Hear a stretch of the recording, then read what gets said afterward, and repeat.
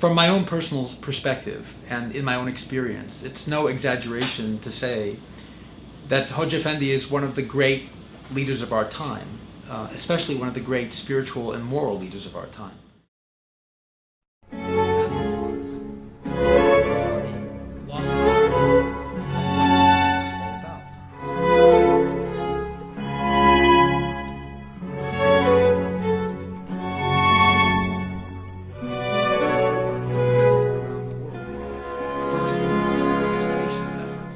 Dialogue efforts, but very important.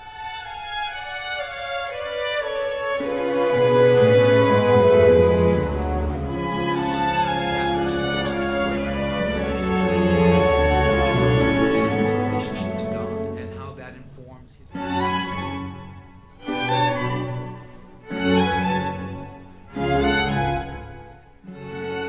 My name is Scott Alexander. I'm Associate Professor of Islamic Studies and Christian-Muslim Relations and Director of Catholic Muslim Studies at Catholic Theological Union in Chicago. I think the Hizmet movement is one of the most important spiritual and social movements in the world today.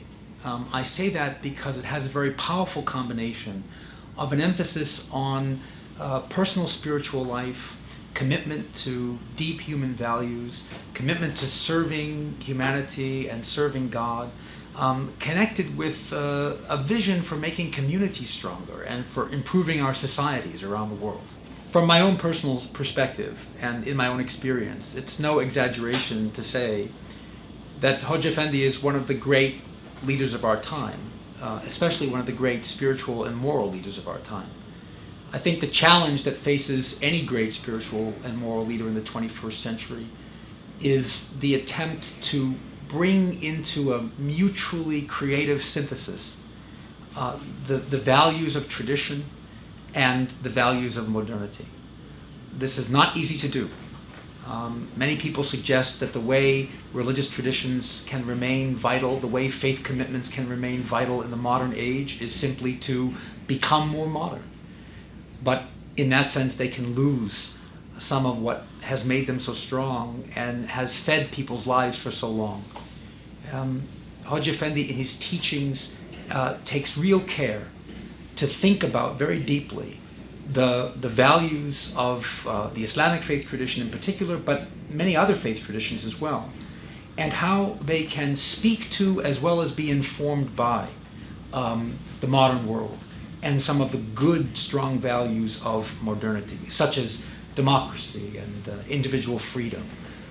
And so I think he plays a very important role, not just for Muslims, but for all people of faith, in terms of showing us a way that we as religious people can do two things: remain faithful to our revealed traditions, and yet participate fully for the transformation of human society for the common good.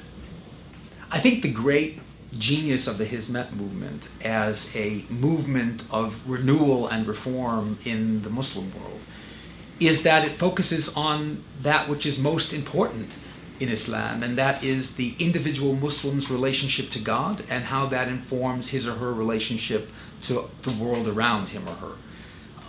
This focus on the reform of the individual's commitment to Islamic values and ideals, and making that focus be primary for members of Hizmet, for people in the Hizmet movement, takes the focus off of allegiances to political ideologies or particular political agendas, which may be deeply flawed in certain ways and may have very limited lifespans. And so I think really that the genius of the movement is that it focuses on what makes Islam and what has made Islam for centuries be a force of great change for the good in the world, and that is personal faith and commitment to God. So one of the central commitments of Hizmet is to dialogue. And my understanding of Hizmet's commitment to dialogue is similar to my understanding of what the Catholic Church teaches about dialogue, and that is that dialogue is not just about talking with one another or being polite to one another. It's actually about developing relationships of deep mutual respect and cooperation for the common good.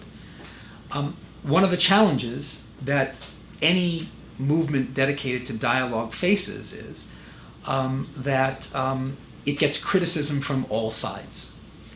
because when you're trying to bridge gaps and when you're trying to bring people together, you're never pleasing those people who actually are interested in setting people apart from each other and setting people at odds with each other for a particular purpose, like a particular political agenda or a particular kind of gain, whether that be economic or whether that be social power. So Hoja Effendi comes under a lot of criticism because he keeps his focus always on central human values, always on what God wants in terms of building up the solidarity of the human family. And as those of us of faith know, what God wants is oftentimes not what people want, at least not in the short term. So any person like Hoja Effendi who stands for these kinds of values and who is committed to being a peacemaker is always going to come under criticism from a variety of different factions that would prefer people remain separate or at odds with one another. I think a lot of us are trained to think of our religious identities more in political terms than in spiritual terms, unfortunately. And what that sometimes means is we're seduced by voices that want us to get to look at history and all the troubles of our past history, all the wounds and divisions, and perhaps link our religious identities with a desire for revenge or with a desire to gain the upper hand once and for all over those who have been our adversaries. This is not Hoja Effendi's approach to Islamic identity or religious identity in general. Hoja Effendi wants us to be more deeply committed to the values that are at the heart of those faith commitments that we all have. And that's a harder process. It's a harder process to invite people to be committed to their values and then to the struggle, to the jihad of trying to figure out how to live out those values in very trying circumstances. It's much easier, and people are much more drawn in some ways to a simple formula where they say, well, to be a good Muslim in today's day and age, you do X, Y, and Z. You ally yourselves with this political party, that political party, or this political party. And you don't think deeply about your own experience. You don't think deeply about the values, and you don't criticize and look with a critical eye upon those who are trying to gain your allegiance. A few years ago, I had the opportunity to travel to South Africa. And while I was in South Africa, when I was in Johannesburg, I visited some Hizmet schools. One particular school I visited was a school for boys. And most of the boys that were at that school came from Soweto, which is a township in South Africa where some very poor people live. Soweto had become a symbol of the struggle against apartheid because of the poverty and social oppression of people there. Unfortunately, even since the dismantling of apartheid in 1994, that poverty and oppression still exists. And into that poverty and oppression come a few people who built this Hizmet school in Johannesburg for boys.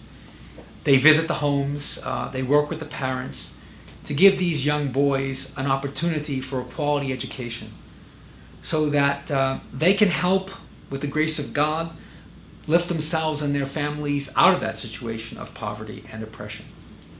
I got to talk to these boys and share with them some of what I do in Chicago in terms of trying to build relationships between Catholics and Muslims. After that conversation, I was asking the principal a little bit about the religious background of some of the students, and he told me that 80% of the boys that I was speaking to were Roman Catholic. It's no exaggeration to say that that bit of information brought tears to my eyes, because here I was in the presence, very humbly, of my Turkish sisters and brothers. I'm a Catholic, they're Muslims, who had come great distances from their homes, at great personal cost, making great sacrifices every day. Why? To give my young Catholic brothers living in Soweto, and actually my young Catholic sisters in a girls' school, the opportunity at a better life. Nothing for me sums up Hizmet values and ideals. Nothing for me sums up Hizmet's commitment to dialogue. Nothing for me sums up Hizmet's commitment to service and the deepest of Islamic values than that. One of the ways in which Hizmet strives to be true to Quranic values and ideals is through helping the poor and oppressed around the world. First with its educational efforts, its dialogue efforts, but very importantly through organizations like Kimseokni. These efforts to relieve the suffering of human beings in Muslim countries and non-Muslim countries are a key witness to the world of what the Quran actually teaches. There are so many distortions, particularly in the West and in the minds of many people, about what Islamic values and ideals really are. If you look at Hizmet, and particularly at its commitment to relieving the suffering of the oppressed, you see Islamic values and ideals in action. What's going on in Turkey today in terms of the tension between the ruling AK party and the Hizmet movement makes me very sad. I think what happened was the ruling party lost sight of what Hizmet was all about. That Hizmet's allegiance, to whatever degree you can call it that, to the social agenda of the ruling party was only insofar as that social agenda was consonant with its ideals and values. Particularly the flourishing of democracy, particularly the flourishing of intellectual freedom and religious freedom in Turkey. As soon as things in the ruling party began to turn more toward interest in maintaining a certain kind of power than in the original commitment to those values, you started to see a drift between the ruling party and Hizmet. You started to see a widening gap. I think the expectation, the political expectation of the ruling party was going to be that, like any other political movement, Hizmet would get on board with the ruling party, make a course adjustment, and kind of follow lockstep with what the leaders of AK wanted to do. But that's not what Hizmet is. Hizmet is most deeply committed to its values and ideals. And I think most of the anger and most of the rancor in this tension is largely on one side, where it's frustration with the fact that a very powerful religious and social movement has become disillusioned with this particular political party and its attempt to hold on to power in this particular way.